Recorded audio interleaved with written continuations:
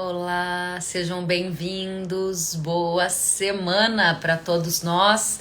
Daqui a pouquinho vamos começar a nossa conversa sobre mercado de defensivos e fertilizantes.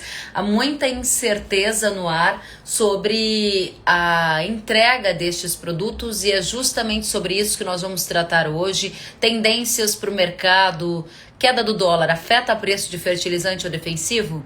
E qual é a tendência de agora em diante? Tudo isso e muito mais a gente vai ver já já.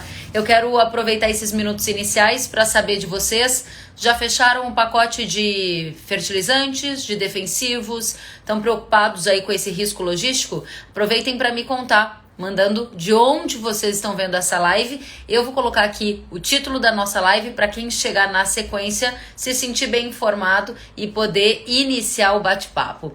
Vejo que muita gente já está entrando, dando boa noite. Sejam bem-vindos. Boa noite, Wilson Spindolaf.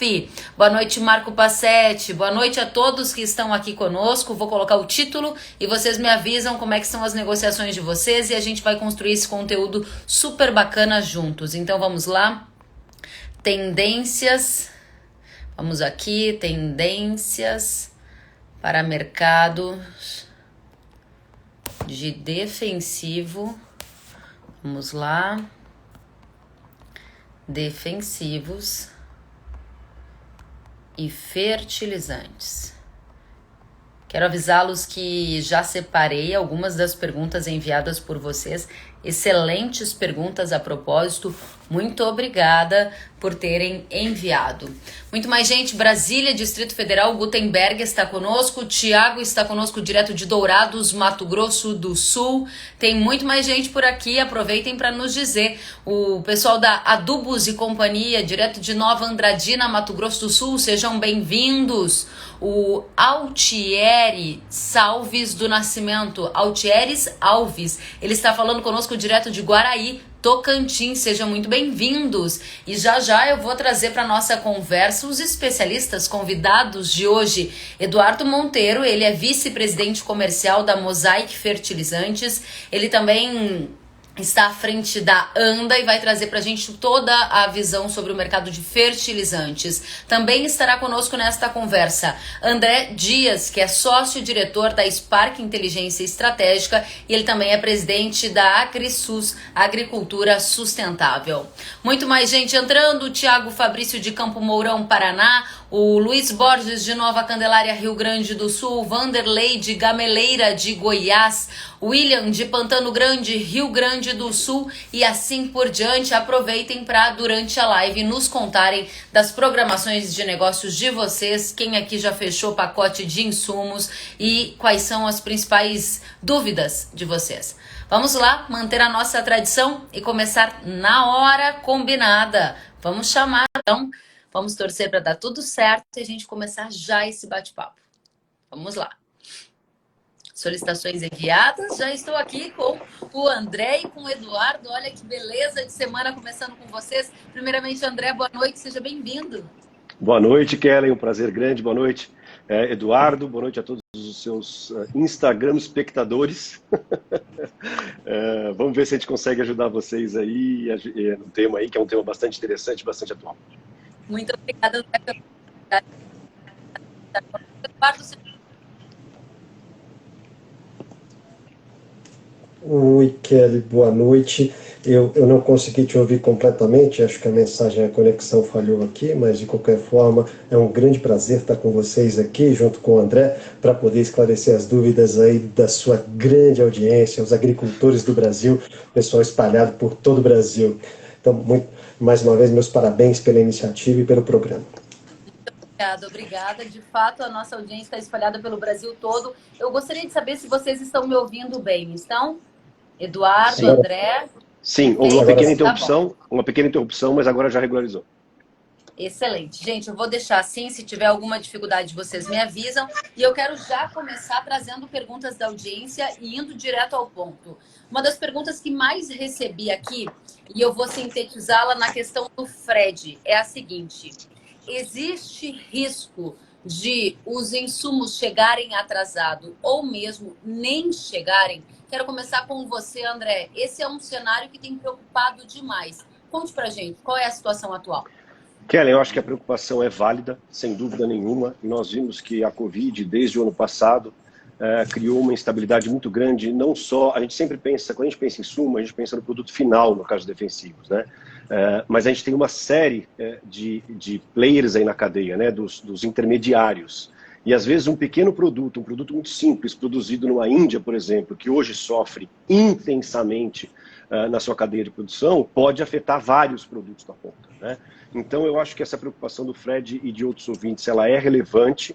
É difícil a gente dizer vai faltar ou não vai faltar, né? Porque é uma cadeia complexa com diversos elementos. Eu acredito que as empresas, pelo menos as empresas que nós estamos em contato, no dia a dia, estão fazendo todos os esforços no sentido de garantir esse suprimento, né?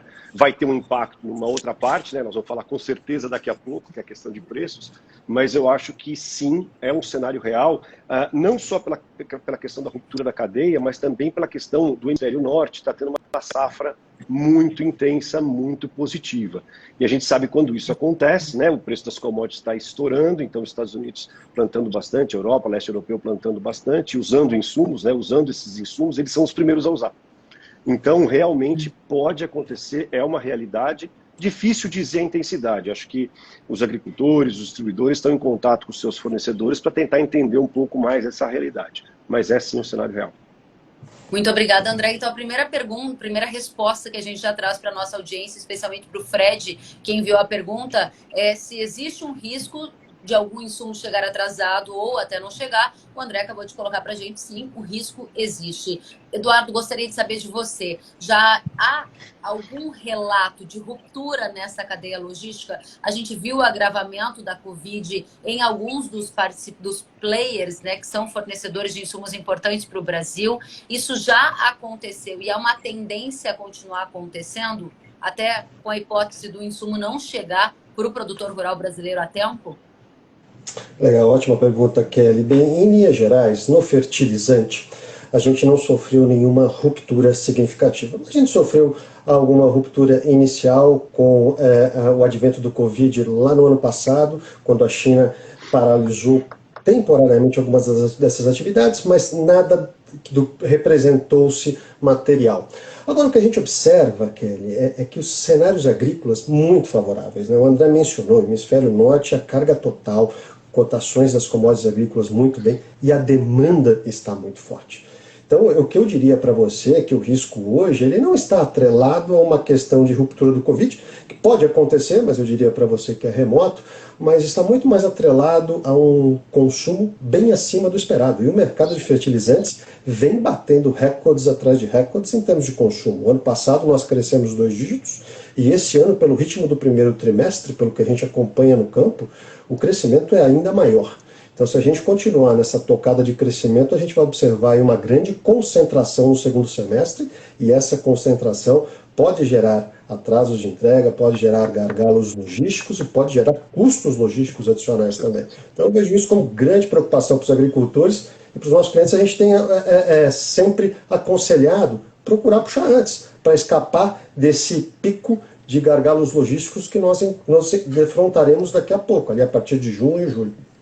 Excelente. Então, primeira observação que o Eduardo traz aqui para a gente, eu acho bem importante já colocar a título de manchete, né? Que sim, nós podemos ter um atraso ou até alguma questão envolvendo a entrega dos insumos, mas atreladas ao aumento de consumo e não necessariamente a problemas logísticos que decorrem do agravamento da Covid em alguns locais. Super relevante essa questão e eu quero dizer para todos que nos assistem que estou acompanhando atentamente os comentários e a pergunta que vai para você, André, é justamente sobre a compra antecipada. O Eduardo dizia, para evitar o risco, melhor tentar fechar negócios mais cedo. E o Ricardo pergunta, aproveito para colocar para você aqui, ele está em São Nicolau, no Rio Grande do Sul, e diz: eu gostaria de saber se é verdade que falta componente para a produção do glifosato. Eu vejo o preço subindo rapidamente. 2 perguntas em 1. Primeiro, vendas estão antecipadas na área de defensivos e se falta componente para a produção de glifosato. Obrigada, Ricardo, pela pergunta. Tá difícil achar a parte mais fácil para começar, né?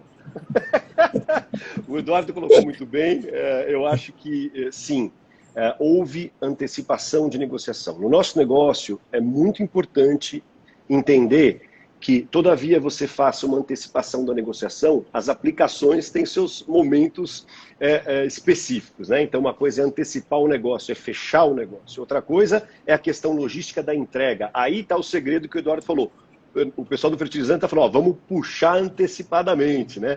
Quer dizer, não adianta só negociar e fechar o negócio. Precisa levar para a fazenda, levar para o seu depósito para garantir isso.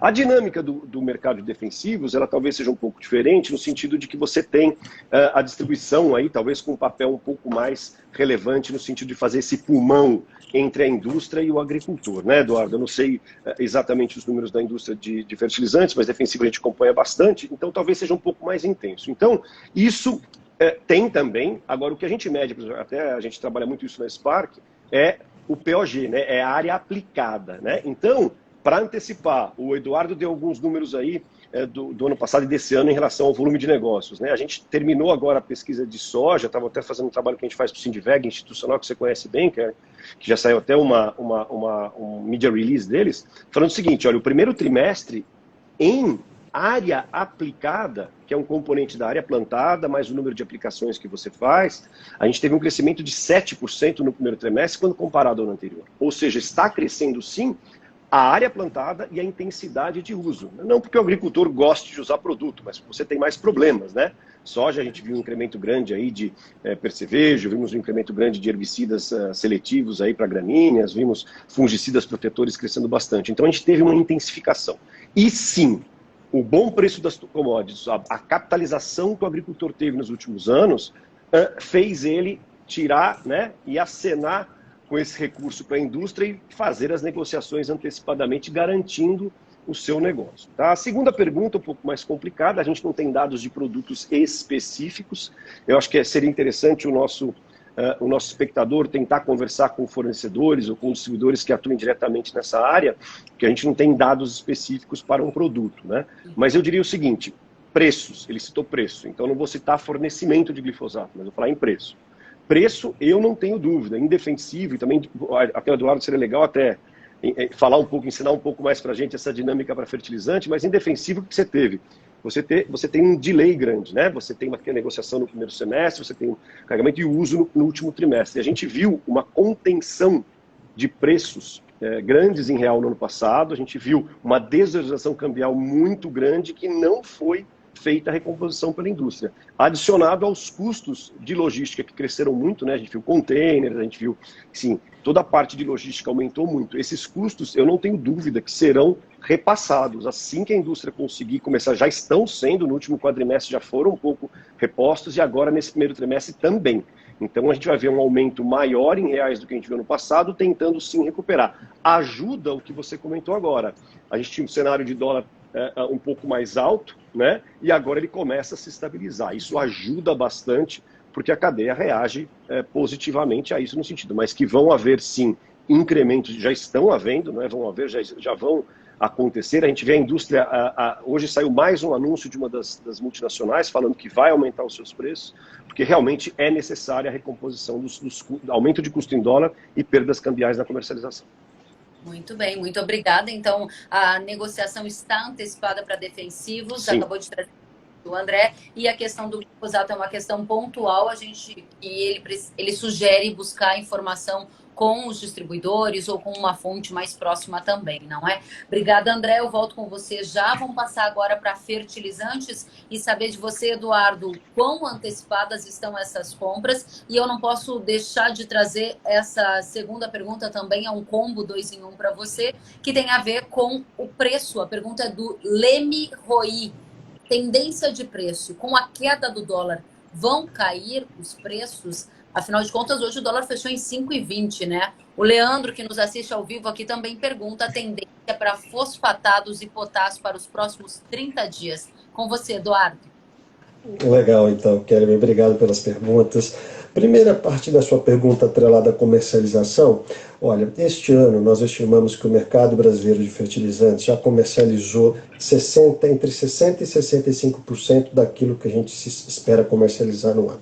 Se você fizer um comparativo com o mesmo período do ano passado, nessa época, a gente devia estar entre 50% e 55%. Não, isso vem acontecendo em função da ótima situação dos preços de commodities. O fertilizante ele representa de 25% a 30% do custo do produtor. Então, o produtor no Brasil tem esse conceito de gestão de risco e barter. E a gente se encontra hoje num nível de barter, quando você compara na relação de troca entre soja, hoje uma fórmula média do fertilizante no Brasil está dando 16 sacas por tonelada de fertilizante. No milho, a gente vive uma situação melhor ainda, porque o preço disparou no milho. No milho, a nossa relação de troca era 30, no ano passado era 50. E aí as outras culturas que muitas vezes se sentem um pouco prejudicadas nessa questão do fertilizantes, porque o fertilizante acaba sendo indexado sim a grãos, elas também estão com relações de troca muito positivas. O algodão passa por um bom momento, tem uma relação de troca melhor do que esse mesmo período do ano passado. A gente observa o café também passando por um bom momento, com uma relação de troca melhor. Esse ano é um ano de baixa produção aqui no Brasil. E a cana, numa situação muito similar ao ano passado, com preços de açúcar muito bons no mercado internacional. Então, todo esse cenário vem impulsionando essa comercialização antecipada e vem puxando a demanda do Brasil. Eu falei para você na pergunta anterior, o mercado brasileiro ano passado cresceu mais de 2 dígitos, cresceu de 10% a 11%. Esse ano, a gente começava o ano com estimativas achando que ia ficar entre 4% e 5%. Mas, cara, pelo que andou nesse primeiro trimestre, a gente começa a vislumbrar um ano tão bom quanto foi o ano passado. E isso acaba gerando uma pressão natural, porque a gente fala que fertilizantes é uma commodity global, preço 100% indexado em dólar. Então, essa questão da variação do dólar impacta, só que também o preço é indexado a uma questão de oferta e procura. E você observa que o crescimento do mercado brasileiro, o crescimento do mercado também lá no hemisfério norte esse ano, muito forte. E isso vem puxando os preços de uma forma muito intensa. Então, para aqueles que acompanham aí os preços de fosfatados, a gente observou um grande rally ali entre janeiro e fevereiro. E essa live aqui hoje é muito propícia, Kelly. Eu falando agora há pouco com meus colegas dos Estados Unidos, preço do fósforo nos Estados Unidos, nesse momento, em função da demanda e da escassez, acabou dando uma puxada muito forte. E a gente que estava com um preço quase similar ao deles, eles já passaram a gente, então $30 superior ao preço aplicado aqui no Brasil.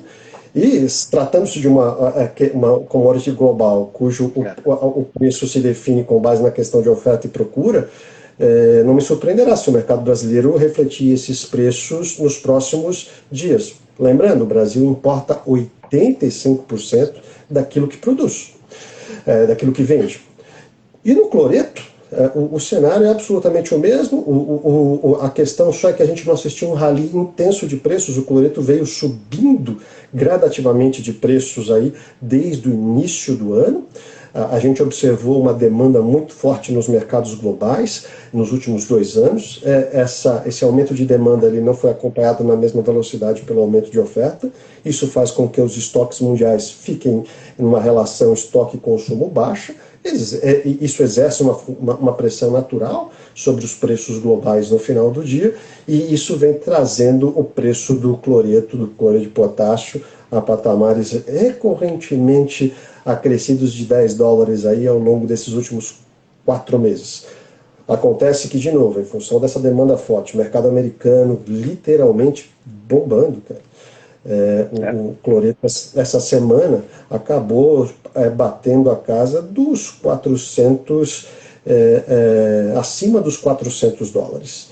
E aqui no Brasil o cloreto está 370, 380, $50 de diferença. E aqui também não me surpreende se nos próximos dias a gente precisar fazer os ajustes de cloreto, lembrando que no cloreto, o Brasil especificamente, ele importa 95% do que precisa.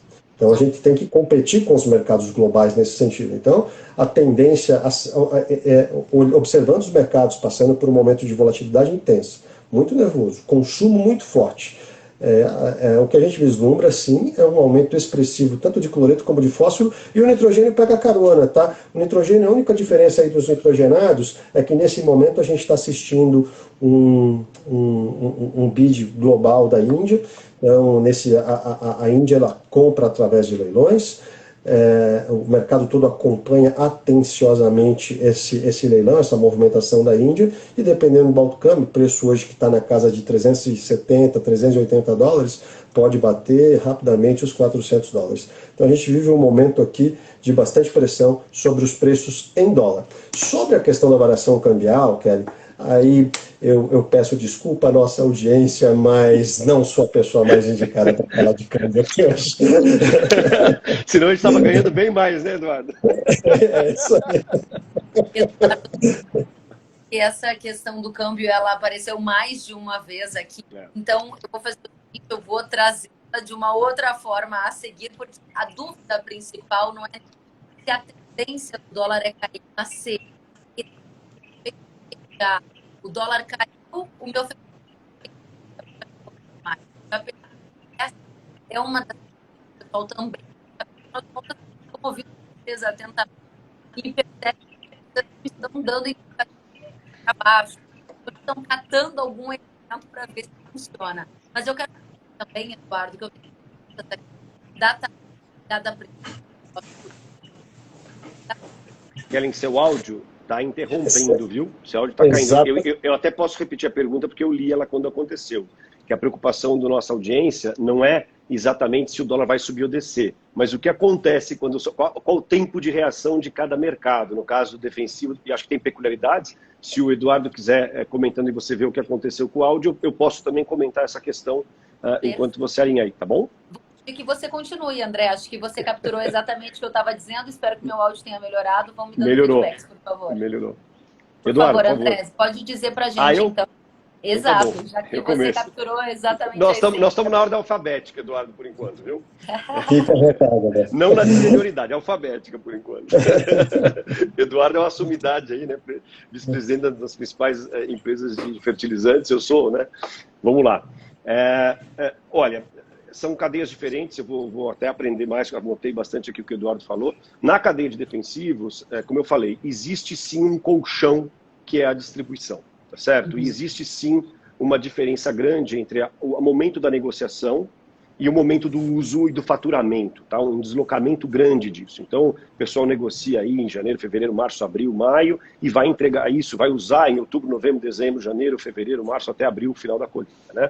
Então, o que é importante a gente saber aqui? Primeiro, quais são os fatores que entram aqui? Sim, obviamente, uma tendência de alta, uma tendência de baixa, dá para a gente ver o que vai acontecer na ponta. Nas vendas diretas, ou seja, aquelas vendas que a indústria executa diretamente com o agricultor, esse delay é menor. As coisas estão mais aí. Dependendo do tipo de hedge que você fez, do tipo de proteção, quer seja o barter, como o Eduardo bem comentou, uma venda a prazo, financiada, etc., tudo isso faz parte do jogo. Então, eu diria o seguinte, que sim, é bom para o agricultor uma estabilidade desse dólar, quer dizer, aquele crescimento. Porque o ruim não é um dólar subindo muito ou descendo muito, lógico, né? Que tem um impacto.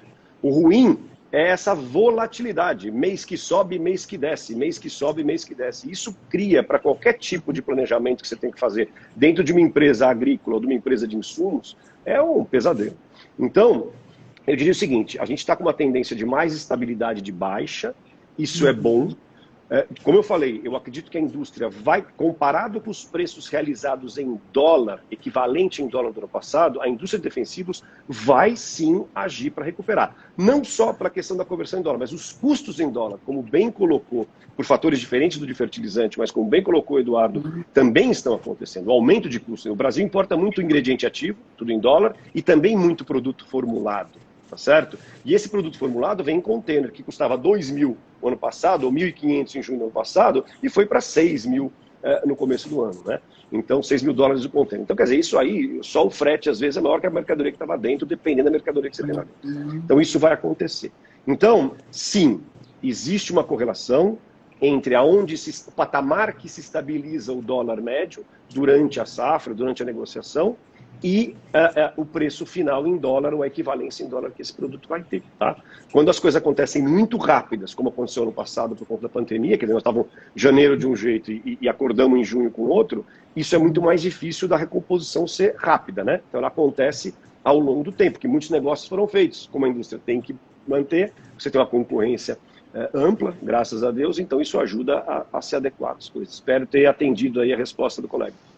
Muito bem, vou trazer a pergunta também, obrigada, André. A pergunta do Agro Campo Brasil, e aí eu refaço ela também para você, Eduardo, é o seguinte: sempre que o dólar sobe, os defensivos e adubos sobem, porque quando o dólar cai, os preços não caem também. Então, eu refaço a pergunta que tinha te trazido agora sobre uma outra ótica para tentar atender os anseios aqui da nossa audiência. Eduardo, é com você.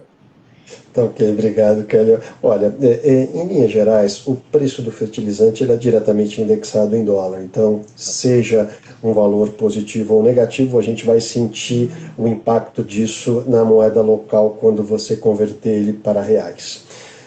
O que pode acontecer aqui dentro desse contexto, que é o que a gente vem observando desde o ano passado, é que, independente dessa volatilidade cambial, que uma hora chega em 5,80, outra hora está em 5,20, os preços em dólar do fertilizantes, eles vêm aumentando, eles vêm se recuperando. E aí, dentro desse contexto, essas oscilações acabam muitas vezes desvirtuando a impressão de que uma desvalorização do câmbio não foi acompanhada de uma redução. Mas quando você olha o comportamento do preço dos fertilizantes, os preços de potássio, por exemplo, que eu mencionei, que podem bater aqui agora a casa dos $400, a gente começou o ano com $310.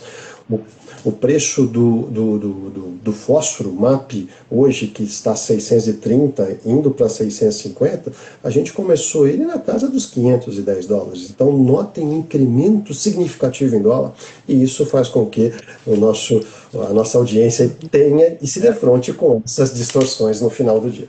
Excelente ponto. Não, e excelente ponto, Eduardo. André. Fazer um comentário, eu acho excelente esse ponto do Eduardo, porque o mercado de fertilizante ele tem essa reatividade muito mais rápida do que o defensivo, né? Então, talvez um pouco mais concentrado, enfim, mas também, e aí vem as estratégias que a gente vê do agricultor, que a gente comentou de antecipação.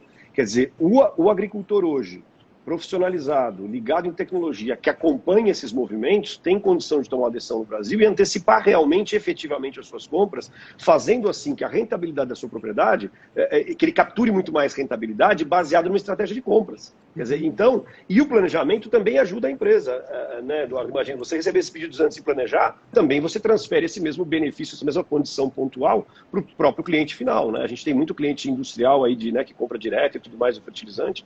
Eu acho muito interessante essa dinâmica, porque provoca, né, que a gente tinha falado numa outra participação que a gente teve recente, né, do rejuvenescimento do agricultor, da tecnificação do agricultor, do aumento da educação do agricultor. Então ele está muito mais ligado nisso. Então ele começa a tomar essas decisões, não só o que plantar ou quando plantar, mas o que comprar e o que vender e quando comprar e quando vender. Isso é bastante interessante, acho que traz uma dinâmica de competitividade para a indústria, para a agricultura brasileira excepcional.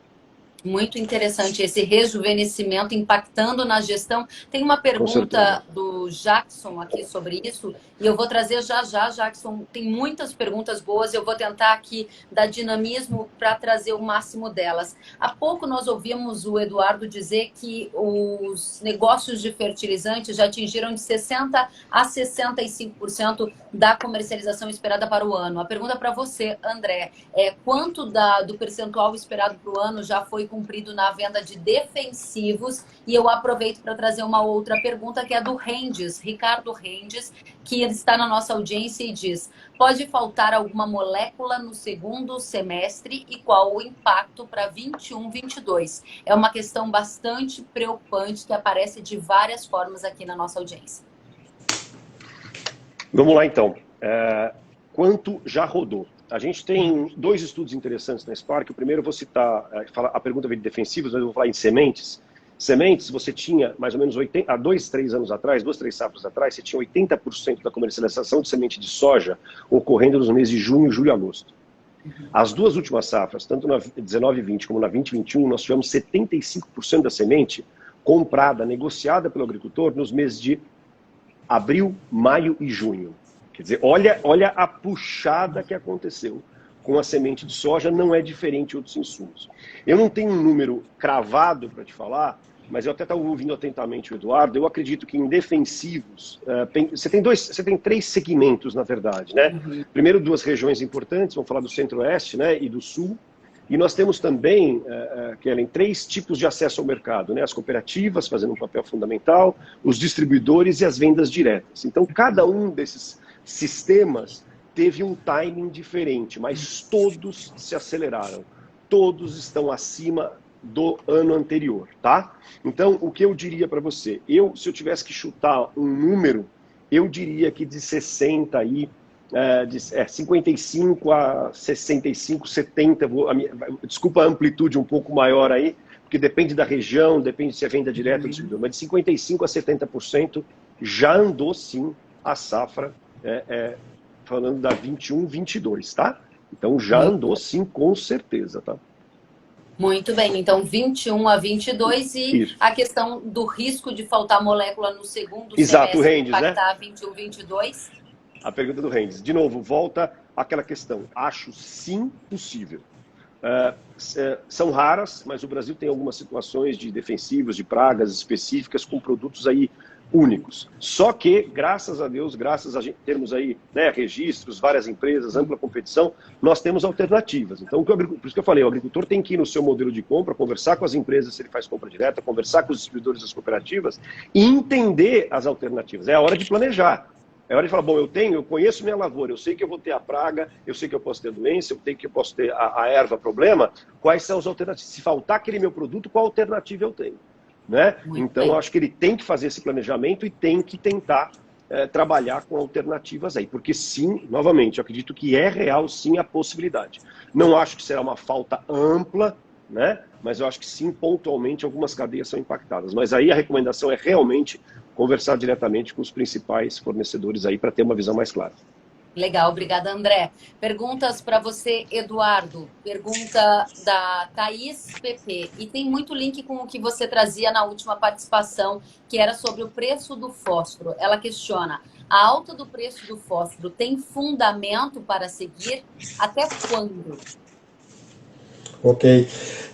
Ótima pergunta aí, Thaís. Olha, os fundamentos, quando você olha o lado da cadeia da demanda. Com o Brasil crescendo no ritmo que vem crescendo, o ano passado crescendo mais de 10%, e esse ano, previsões iniciais eram 5%, só que o resultado acumulado até agora indica que esse percentual será muito maior. O Brasil, como quarto maior mercado consumidor do mundo, é um dos grandes protagonistas. A demanda americana também muito forte, a demanda chinesa vem se recuperando. A gente observa que, inclusive, a China tinha reduzido o seu parque produtivo de fósforo e esse ano ela retomou para atender o mercado interno. Ela não vai conseguir exportar muito além daquilo que ela já exportava no ano passado. E quando você fala de um processo de produção de fósforo, a gente está falando de mineração. Mineração são projetos de longo prazo, Thaís e Kelly, onde a gente não consegue virar a chavinha. Então você vem aqui de 2 anos muito bons, onde a produção de fósforo no mundo ela ficou basicamente estável, teve alguns upsides, mas tivemos alguns downsides, então eu diria para você que foi estável. E quando a gente olha o consumo de fertilizantes, de fósforo, nesses últimos 3 anos, ele aumentou na casa de 7 milhões de toneladas, fazendo com que a relação de estoque e consumo fique muito baixa, como acontece em commodities agrícolas, e impulsionando esses preços aos patamares que nós estamos assistindo neste momento. É claro que isso acaba se corrigindo ao longo do tempo, porque é uma questão de oferta e demanda global. Neste momento, a gente observa que uma demanda muito forte, a oferta ela não veio acompanhando na mesma velocidade e pressiona os preços para esses patamares que nós estamos observando hoje. Ou seja, objetivamente você disse para a Thaís que tem fundamento para seguir em alta em função de uma demanda que é aquecida e aí que gerou esse descompasso entre oferta e demanda, não é? Vou trazer mais uma pergunta para você, Eduardo, que é do Ronaldo de Castro, e ele diz, vocês acham que é hora de comprar adubo agora ou esperar lá para setembro ou outubro? Ele que está conosco direto de Orizona, Goiás. José de Castro, de Orizona, Goiás. Oi, Zé, tudo bem? Zé, deixa eu te falar, olha, é difícil ter bola de cristal, viu? Eu queria ter para te ajudar, mas em linhas gerais, quando a gente olha o conceito de gestão de risco e relação de trocas, a relação está muito boa, está muito boa. E e eu falei para vocês aqui alguns riscos de gargalos logísticos lá na primeira pergunta que vocês me fizeram, que isso pode acontecer. Então eu costumo dizer aos nossos clientes, olha, fertilizante bom é dentro da porteira para dentro. Faça sua análise de rentabilidade hoje, trave sua venda, trave seus custos, compre seu adubo e puxa ele o quanto antes possível. É a melhor coisa que você tem para fazer. Legal, obrigada, Eu Eduardo. concordo. Pergunta para você, André. Pegando carona nessa questão da gestão de risco, Jackson Silva, 85, pergunta: executar a compra dos fertilizantes para a safra 22-23. Nessa, eu estou tendo uma melhor gestão de risco nessa época, ele diz. Qual é a sua resposta, André? De novo, eu vou no do Eduardo, né? A gente bola de cristal é difícil, mas acho que o Eduardo colocou perfeitamente aí, que é o seguinte: cada um tem a sua análise individual, que basicamente é a composição de três coisas, né? A sua relação de compra, o Eduardo comentou em relação a fertilizantes, eu acho que em defensivo não é diferente também, e sementes também, acho que não é diferente. O ponto do seu custo e a sua rentabilidade individual frente à projeção de produtividade e tudo mais, quer dizer, ele sabe como é que está, e a questão da disponibilidade de caixa dele também, né? Então, acho que esses três elementos dão condição para o Zé ou para o Jackson, para cada indivíduo, falar assim, o que eu faço aqui, qual é a melhor gestão? Pelo menos parte, né? A gestão de risco é você não vai jogar tudo numa só cabaça, né? Você vai falar assim, bom, pera um pouquinho, deixa eu separar um pedaço, 20%, 30%, 40%, e deixa eu garantir essa parte, eu estou diluindo o meu risco, né? Essa é a função da coisa. Então eu acredito que sim, a gente já está ouvindo, eu já estou ouvindo negócios de semente, já estou ouvindo negócios de fertilizantes, a gente estava um pouco mais distante, mas defensivo também para a safra 22-23. Existe sim já trava de negócios acontecendo, não é vultuoso, mas é relevante para algumas áreas, sim. Então, eu acho que é o momento de novo, gestão. É o momento de executar a gestão da sua propriedade, da sua situação individual, tendo em frente esses fatores aí riquíssimos que o Eduardo está colocando, algumas das informações que eu estou colocando, e que saem no dia a dia aí. Muito legal. E eu vou dizer para a nossa audiência aqui, que nos ouve, nos acompanha ao vivo, que veio uma sequência, Eduardo e André, de perguntas justamente sobre esse tema. Então, eu vou dedicar a este tópico um tempo maior. Vejam só, a Lê Barioni perguntou: o mercado da safra 22-23 já começou a rodar em algumas regiões. Podemos esperar uma aceleração do mesmo? E continua, Jailson Franz pergunta para o Eduardo: temos riscos logísticos em portos e distribuição? Porque a nossa logística é basicamente rodoviária, né? Vou colocar aqui mais algumas questões. O Paulo Augusto Ribeiro: mercado do Centro-Oeste sinalizando antecipação de compra de fertilizante para 22-23. Como avaliam este movimento? Matheus Portilho, na mesma linha, ele diz: a live está ótima, parabéns. A minha pergunta é momento de comprar fertilizante para 22-23? E segue uma sequência de perguntas sobre o mesmo tópico. Eduardo, para você. Boa sorte, Eduardo. Obrigado, André, obrigado. Em linhas gerais, eu vou começar pela última, Kelly. Essa questão da liquidez para os negócios 22-23. Diferente das commodities agrícolas, o fertilizante ele não tem a liquidez que uma soja, que o milho, que os contratos de cana, café, algodão futuros têm.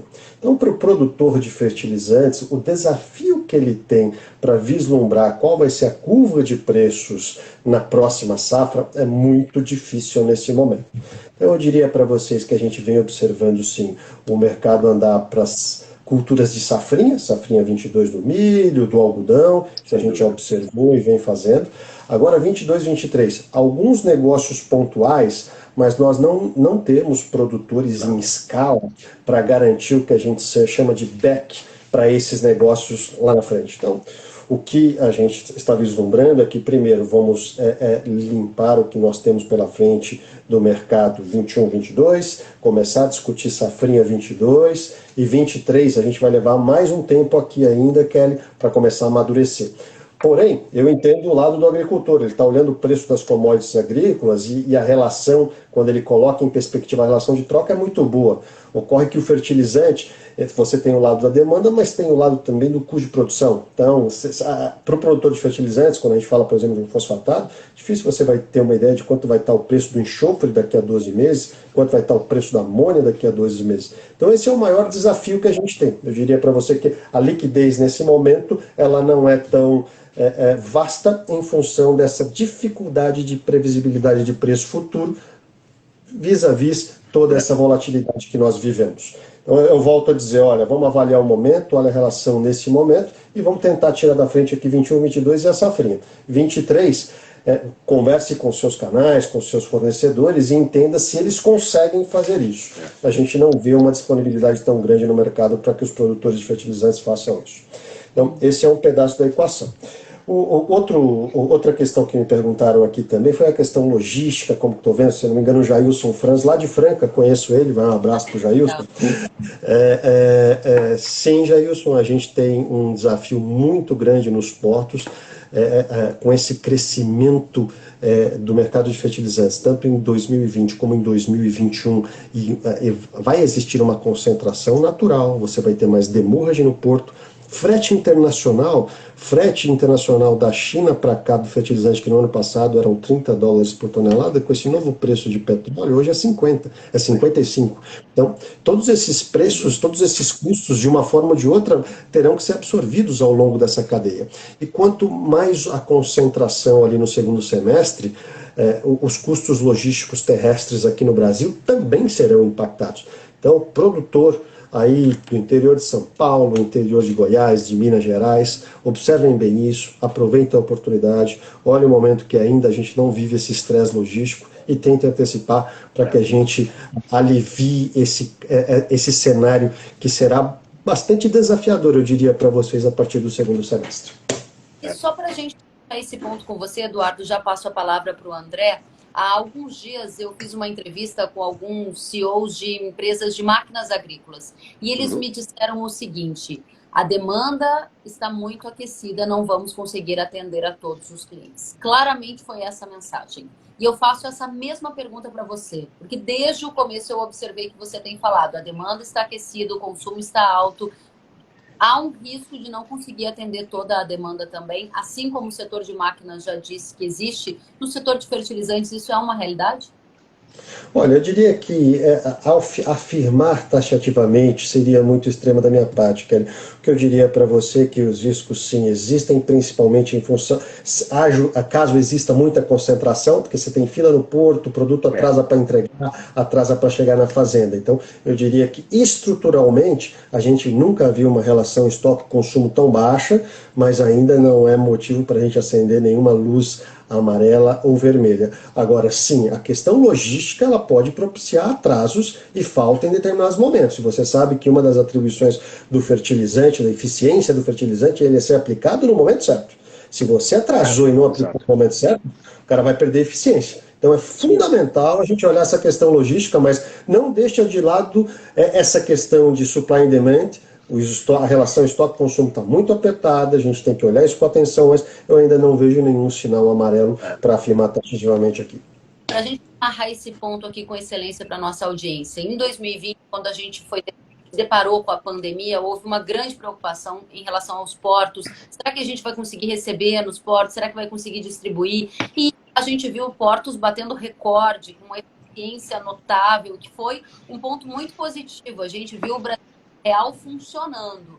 O que mudou de 2020 para 2021, que esse ponto agora me parece que está mais saliente nas nossas discussões? O que eu diria, Kelly, é que você não viu uma questão de aumento de estrutura, de infraestrutura logística significativa, e o mercado, a gente corre um risco positivo e agradável de ter mais um crescimento acima de 2 dígitos, acima de 10%. Eu vou te dar um dado prático. No final do ano passado, aqui em Santos, a gente teve uma fila acima do anormal, porque o consumo de adubo na safrinha foi fantástico. A gente pagou de demurra jamais naquele momento ali, entre novembro, dezembro e janeiro, $10 a mais por tonelada, $10 que vai para o custo do produtor no final do dia. Então são essas ineficiências logísticas que vêm à tona, e aí vai minha dica, olha, quer escapar dessas ineficiências logísticas? Procure antecipar, se planeje, que isso vai te ajudar bastante. Show. André, pergunta para você, do JD Pfeiffer, tem aqui um comentário, eu acho que faz muito sentido com a sua área também de expertise, que é a gestão, esse rejuvenescimento do agricultor e as pesquisas que você tem feito. Ele diz, comprar fertilizante antecipado sem fazer a venda pode gerar um pesadelo. Lembrando que em 2022 temos eleições presidenciais, o dólar deve trabalhar nas máximas em 2022, diz ele. Acho que aqui cabe o seu comentário sobre essa gestão de risco, muito bem colocado pelo Pfeiffer. Afinal de contas, ano eleitoral, de fato, é um ano com muita volatilidade. A gente coloca, tá faltando tempero, a gente põe um temperinho a mais, que são as eleições. Já tinha pouca instabilidade, já tinha dólar subindo, área crescendo, a gente falava, não, vamos fazer uma eleiçãozinha que a coisa fica mais fácil. O Pfeiffer aí tem total razão. Lógico, não dá para afirmar, vai ser mais, vai ser menos, qual a volatilidade, porque não é nosso papel aqui. Mas, obviamente, o ano eleitoral, e como isso reflete no dólar, e também nas reformas, não vamos esquecer que nós estamos correndo aí no backlog aí também das reformas e no demurrage, vamos usar termos técnicos, né, das nossas reformas estruturais. Toda vez que você coloca um ano de eleição, a dinâmica muda, né? Então, acho que a gente tem que ficar de olhos abertos e pegando o cerne da questão dele, comprar deslocado da sua venda, quer dizer, nós estamos falando aqui, pelo menos o que eu falei, o que eu ouvi do Eduardo, é gestão de risco. Não é aumentar o seu risco, não é fazer apostas, né? Ninguém aqui está no mercado de fazer aposta. A ideia aqui é gerir risco, sempre de olho no seu custo, sempre de olho na oportunidade, nas relações de troca, no seu caixa, etc. Então, cuidado com essa aventura, né? Eu acho que isso, realmente, para mim, é muito difícil dar um palpite nesse sentido. Agora, esse Ale Barioni que você falou, acho que a gente conhece também, viu? Arriscar dar um abraço para ele, acho que é o Alexandre Barioni, acho que a gente conhece, então deixar um abraço para ele também aqui. Que bacana, super qualificada, muitas perguntas. O tempo está passando muito rápido e eu quero aqui trazer mais oportunidades. Fique à vontade. De serem respondidas. Jackson pergunta para você, André, mais uma vez. Quais os parâmetros de tomada de decisão para estabelecer uma compra de insumos? Essa é uma pergunta muito oportuna, porque a gente aqui está falando, né? Gestão de risco, tome cuidado. E aí ele pergunta, quais são os parâmetros para eu decidir? E essa compra em reais ou em dólar? Conta pra gente, ele está agradecendo, dizendo que vocês estão produzindo um excelente conteúdo aqui nesse bate-papo. Obrigada, Silva. Obrigado, Silva. Eu vou retornar um pouco até nas palavras do próprio Eduardo. Ele falou bastante isso, eu complementei, na verdade. Eu acho que é uma questão de você avaliar alguns fatores principais. Primeiro, a relação de troca. Isso é uma coisa que o mercado brasileiro, olha, a partir do ano 2000 aí, aumentou muito, né? O barter, relação, né? Troca de produto, pegar a sua produção, que você conhece tão bem, que você sabe se é ano de alta, ano de baixa, se a produtividade está boa, e pegar aquela tua produção histórica e falar quanto eu posso comprometer com insumos, certo? Acho que esse é o primeiro ponto, a relação de troca. O segundo ponto, de novo, é tendo uma boa gestão, tendo a sua fazenda planilhada, olhar e falar o seguinte, como é que está meu custo, como é que é a minha rentabilidade esperada, quanto eu devo me garantir frente à instabilidade que eu estou vendo futura. Então, o Pfeiffer colocou aí, olha, ano de eleição, aumenta a volatilidade, aumenta a instabilidade. Será que eu devo garantir um pouco mais? Se eu fazia uma relação, né, se eu comprometia 20 ou 25% da minha produção fazendo essa troca e garantindo isso, será que eu devo ir para 30, 35 ou 40? Então, essas são duas questões importantes. E o terceiro e último é a disponibilidade de caixa. A gente sabe que todas as empresas estão atrás, né? Caixa é ouro, né? Então, quer dizer, sabendo que se você tem caixa, é a hora de tentar dialogar, de tentar achar um espaço para ver, olha, o dinheiro está na mão. O que eu consigo fazer aí com o dinheiro na mão? E o Eduardo, como, né, ou qualquer outro produtor de insumo, vai olhar para assim, bom, qual é o meu custo de capital, o que eu tenho na mão, e vai, de repente, num momento, poder fazer e te ajudar numa decisão mais assim. Então, eu acho, Silva, que são esses três elementos, em resumo, né? Acho que o Eduardo deve concordar aí com isso. Muito legal. Obrigada, André. Perguntas para você, Eduardo. Eu dizia lá atrás que nós tínhamos uma questão do Edivan para colocar aqui e acho bastante oportuno e trazer também a pergunta do Fábio Loures, que nos acompanha ao vivo. O Edivan Bringuetti pergunta: há alguma esperança de baixa nos preços para os setores que dependem de fertilizante, mas não vendem grãos? Acho bastante oportuno, porque você lá no começo citou o setor de grãos, setores que estão com preço subindo no mercado internacional. Só que nós temos mercados que dependem mais do consumo doméstico e eles não acompanharam essa escalada, mas viram em contrapartida o fertilizante lá nas alturas. Então, a primeira pergunta é essa do Edivan. Conte pra gente, Eduardo, qual a sua visão? Olha, Edivan, em linhas gerais, como o fertilizante aqui no Brasil, 80% daquilo que a gente entrega é importado. Para você trazer esse fertilizante para cá, você tem que competir com os mercados globais. A questão, a lei da oferta e da procura. E isso é o fator determinante para o preço. Então, independente se a gente sabe que o grande fator determinante é a demanda puxada pelas culturas de grãos ao redor do mundo, e você tem uma cultura hortifruti, você é um produtor de leite, pecuária e assim por diante, que eventualmente pode não estar acompanhando toda essa euforia em termos de preços, infelizmente, eu não vejo outra alternativa não. Os fertilizantes eles vão continuar subindo, os preços são 100% dolarizados, a gente tem esse cenário muito apertado de relação estoque e consumo, proporcionado aqui também, impulsionado por uma demanda muito forte no Brasil. Então, nesses próximos meses, a gente vai assistir uma pressão muito grande no preço do fertilizante. Então, nesse contexto aqui, Pablo e Edivan, infelizmente, eu não vejo como possibilidade o preço do fertilizante cair para determinados segmentos. Você acabou de responder também a pergunta da Fran Albrandão, que queria saber se os valores continuariam subindo para a safra verão. Eu vou dar a oportunidade para você complementar e trazer ainda a resposta para o Fábio Loures. Ele questiona você. Eduardo, qual o cenário mundial dos fertilizantes e os impactos no curto prazo? Saldo safra 21-22.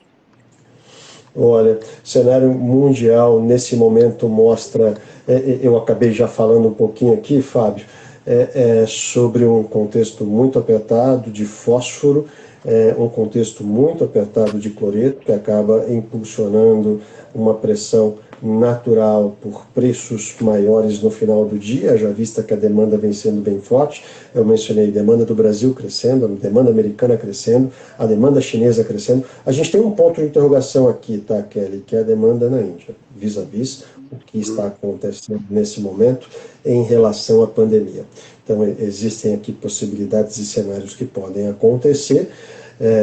A agricultura, a gente sabe que é uma atividade econômica preponderante na Índia, então, como a nossa experiência mostra que essa questão da ajuda governamental é primordial para que mantenha essa economia rodando, a gente entende que o governo da Índia vai continuar fazendo isso, mas aqui é um puro achismo e é uma posição pessoal que eu tenho nesse contexto, tá? Mas a gente tem que olhar com muita atenção o que vai acontecer com a Índia em todo esse contexto global, vis-a-vis ela é um grande player mundial.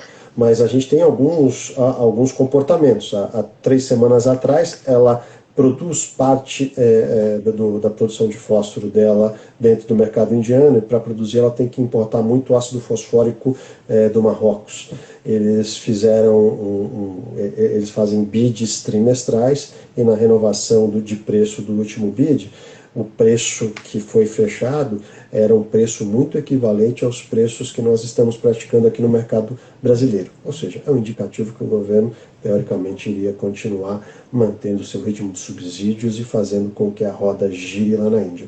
Então, a Índia é um ponto de interrogação importante, a gente tem que olhar, mas em linhas gerais, o cenário de curto prazo é esse. Mercados apertados, preços muito firmes, agricultor se prepare, teremos muita volatilidade, faça uma boa gestão de risco, antecipe as suas entregas. Excelente. Gente, quero aqui trazer cumprimentos que chegam de todo o Brasil a vocês. Obrigado. O Maurício Nogueira está dizendo parabéns, Kellen, abração a todos, abraço especial ao André Dias, obrigada, Maurício. O José Fernando está dizendo parabéns, o Giva, zootecnista, também está dizendo parabéns, o Matheus está dizendo ótimo conteúdo e muito mais gente aqui, o GN Leite, parabéns pela live, excelente discussão. O Roberto diz pra gente que é da Coplacana e está aqui presente. Parabéns pelo evento. Grande Eduardo Monteiro, abraços da Protec, do Rafael Garcia e muito mais gente elogiando o trabalho e as colocações de vocês. Quero pedir, então, as considerações finais e aproveitar você, André, que é presidente da AgriSus, Agricultura Sustentável, para trazer também um pouco da sua visão de futuro para o mercado de defensivos. O que você enxerga no curto prazo e a sua mensagem final para a nossa audiência. Bom, primeiro agradecer bastante as mensagens, o Maurício Nogueira é um grande amigo também, retribuir. Aliás, tem alguns aí que eu vi subindo aqui, o que a gente está ouvindo na live, a gente vê subindo. Tem vários para você entrevistar depois, hein, cara? Já vai anotando que tem vários aí bons para você chamar depois. Mas, bom, pessoal, primeiro agradecer bastante a audiência, e agradecer a você, Kellen. Eu acho que o trabalho que você faz de trazer informação, tanto para o público rural, mas principalmente para o público urbano, trazer qualidade de informação, entendimento do agronegócio é fundamental. Sabe? A gente fala o agro é pop, o agro é luxo, o agro é lindo, mas isso é 5 minutos de anúncio na televisão. Eu acho que o importante é isso, é trazer informação, trazer atualização, entender a dinâmica das coisas. Porque a gente vai ver uma notícia, o alimento está subindo, né? Isso vem como críticas, como se o setor estivesse enriquecendo. E, na verdade, é óbvio que o setor enriquece, é óbvio que o setor cresce, mas ele cresce com tecnologia, cresce com responsabilidade, cresce com sustentabilidade. Né? A gente tem a tendência, até comentamos no evento que participamos, né? A gente tem a tendência de exaltar os negativos. Né? A gente tem muito mais positivo. Né? Nós temos muito mais positivo. E conhecer o agronegócio de verdade, o agronegócio que leva esse país para frente, é muito mais importante. Lógico que nós temos que ter responsabilidade em ver os nossos problemas, ter seriedade em tratar dos nossos problemas e resolvê-los. Né? Mas eu, quando olho o futuro, não só de defensivos, mas de biotecnologia, de nutrição, a gente trabalha muito nutrição agora, eu comentei até, né, que o Eduardo é cliente nosso aí na SPAR. Então a gente sabe o quanto esses produtores, né, esses produtores de insumos, estão ligados a entender o que está acontecendo com o cliente final. Eles querem saber o que está acontecendo, e como é que está indo, qual a tendência, para onde vai, o que estão fazendo de bem, o que estão fazendo, onde podem melhorar. A agricultura brasileira está 100% conectada na melhora de eficiência. Eu não vou repetir aqui os indicadores, quer dizer, quantas vezes crescemos em área versus quanto crescemos em produtividade, quanto de floresta nós salvamos, quanto de proteção nós temos, etc, etc, etc. A Fundação AgriSus trabalha há mais de 20 anos, é uma fundação criada pelo Dr. Fernando Penteado Cardoso, né, que trabalhava no setor de fertilizantes. Ele criou uma fundação há 20 anos e a gente investe em plantio direto há mais de 20 anos e agora estamos dando um choque de gestão para continuar evoluindo nisso. Né? E para quê? Pegada de carbono, biotecnologia, biofertilizantes, bioestimulantes, tenho certeza que o Eduardo está de olho nisso também. Para quê? Para melhora de eficiência, para trazer agricultura sustentável. E a agricultura sustentável é uma agricultura de bom senso. Não é agricultura sem defensivo ou com defensivo. Né? É o bom senso. O agricultor não usa produto porque ele acha bonito, porque ele gosta da cor da... Não é o trabalho do caramba. Não tem fim de semana, não tem feriado, não tem dia santo. Ele usa porque ele precisa. Se ele não fizer, ele não tira o seu sustento ao final do ciclo da lavoura. Né? Então, eu vejo com muito otimismo, um otimismo não só no sentido de geração de riqueza financeira, mas de riqueza social. Você vai lembrar, alguns meses ou anos atrás, saiu o Índice Social de Evolução das Cidades Agrícolas, das cidades que tinham sua base agrícola. Explodiu. Olha essas cidades do Centro-Oeste há 20 anos atrás e olha a qualidade de vida que você tem nela, que você tem em tantas cidades hoje. Né? As fronteiras agrícolas estão mudando, então agora é Maranhão, Tocantins, enfim, né? Pará. Então, gente, não tem como não ser otimista, não tem como não acreditar no Brasil agrícola. Né? E, com certeza, sustentabilidade é a palavra-chave. Não só a sustentabilidade ambiental, mas a sustentabilidade econômica e social. Essa seria minha mensagem final para os seus ouvintes e para vocês aí, Kellen. Obrigada a você pela oportunidade, André. Obrigada por dividir o seu tempo, seus conhecimentos. Foi uma grande prazer enorme. Quando você quiser. Obrigada, Eduardo. Ainda mais quando vê esses convidados sensacionais, é que a gente aprende tanto como o Eduardo. Que o Instagram nos derrube, porque vai dar 1 hora aqui de bate-papo. Vixe Maria, vamos embora. Mas, bem, Kelly, em primeiro lugar, eu queria te agradecer pelo convite. Para mim é uma honra. Eu confesso a você que eu já estava ficando enciumado, Kelly. Eu queria vir aqui falar com você para ter a chance de trocar essa ideia e participar desse trabalho fantástico que você faz, que o André mencionou muito bem, que é conexão ponte-cidade, que é poder levar informação para o campo, para esse nosso agricultor que precisa de informação. Então, acho que aqui, para mim, é muito gratificante participar disso. André, grande prazer estar dividindo a bancada aqui com você. Fiquei muito lisonjeado aqui e agradeço muito pela sua generosidade. Em linhas gerais, minha mensagem final, olha, o agronegócio é o grande agente responsável pela produção mundial de alimentos. A pandemia está mostrando isso.